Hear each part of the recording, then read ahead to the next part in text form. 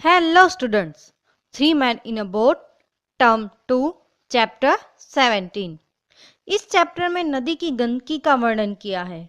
नदी में जो कपड़े धोए थे वे और अधिक मैले हो गए थे।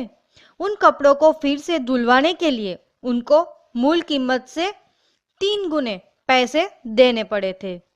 स्ट्रेटली और गौरिक में तो चारों दिशाओं से पानी में मछली पकड़ सकते थे।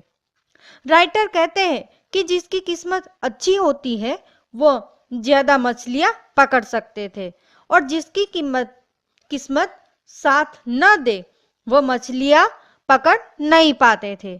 पकड़ न पाने वाले लोग मछलियों के बारे में बड़ा चढ़ाकर बात करते थे। फिशरमैन थे, फिर भी वे मछलियां नहीं पकड़ पाते थे। मछली पकड़ने की अजीब आदत थी। जैसे किसी फिशरमैन ने 10 मछलियां पकड़ी तो वह कहेगा कि उसने कभी भी 10 से कम फिश नहीं पकड़ी है। सुनने वालों की आंखें देखकर वे झूठ बोलते थे। जब जेरोम और जॉर्ज नदी के किनारे गए तो वहां उन्होंने शोकेस में एक बड़ी मछली देखी, जिसे देखकर वो शॉक हो गए।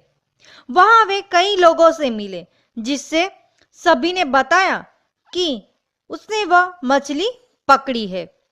सभी के कारण उस मछली का वेट बढ़ता गया।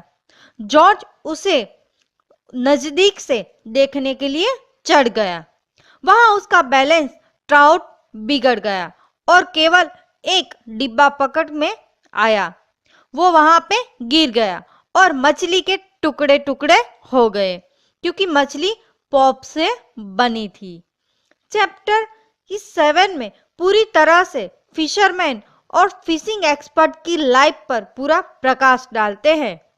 जेरोम यहाँ बताते हैं कि जो फिशरमैन दूसरों को प्रभावित करने के लिए अपनी मछली पकड़ने की कला का वर्णन करके किस प्रकार वो झूठ बोलते हैं। कांच के डिब्बे में बंद ट्राउट मछली की घटना हंसी प्रवृत्ति को मनोरंजक ढंग से यहाँ पे वो स्पष्ट करते हैं। जेरोम फिशिंग वर्क्स में शॉकिंग है और अनुभवी लोगों द्वारा उसे निराश किया गया था। वह मछुआरे से मनोरंजक मुलाकातों को याद करते हैं। जॉर्ज को तो कई बार शरारती हो गए थे। ट्राउट मछली के विषय में सिलसिलेवार दावेदारों की कथा के संदर्भ में से उसकी प्रवृत्ति और उत्सुकता को यहाँ पे स्पष्ट किया है। Thank you.